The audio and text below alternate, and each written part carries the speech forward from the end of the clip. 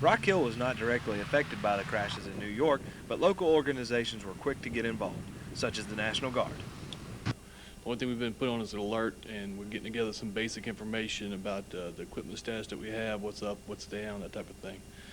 But right now we're just taking orders from our brigade, which is in Newberry, and they're saying that we're on alert status, and we're going to start running the armories and this armory 24/7 until we get further notice. The American Red Cross is also working hard to maintain a good blood supply that can be transferred to Charlotte and then sent to New York to help aid the wounded.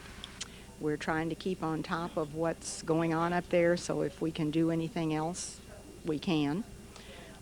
Even though Rock Hill is separated by miles from this tragedy, the willingness to help those in need spans the distance. With photographer Jarrod Bruce, this is Trent Ferris reporting. With airports being shut down all across the United States, the Rock Hill Airport was no different. Retired Air Force Colonel Gene Musselwhite said that flights out of Rock Hill are also canceled. As far as affecting us locally, we were advised by Charlotte Airport earlier this morning that all general aviation, corporate aviation, commercial, everything's grounded. All airports are to actually not allow flights in or out until further notice.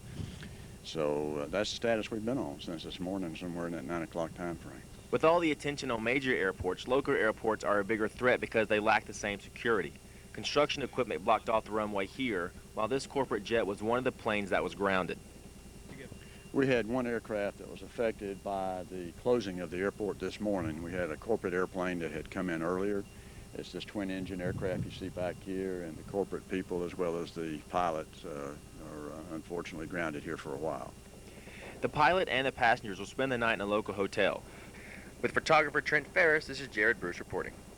What began as a normal day for the Winthrop community soon turned into shock and confusion. With government offices and schools evacuating in New York City, Washington, D.C., many students here are asking, what steps are Winthrop taking? Winthrop Public Affairs Director Rebecca Masters says President DeGiorgio's office spent the day like the rest of us, watching the news and planning. Based on what we know at this point at midday, is that classes should go on. Winthrop's Safety Committee is planning support services for students who have family involved in the tragedy and also those in the reserves who may be called to duty. Vice President Melford Wilson says another concern is the hysteria that comes after a tragedy.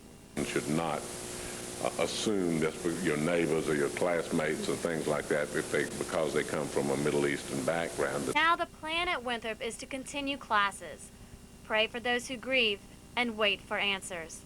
With photographer Trent Ferris, Heather Toro for Winthrop Close-Up.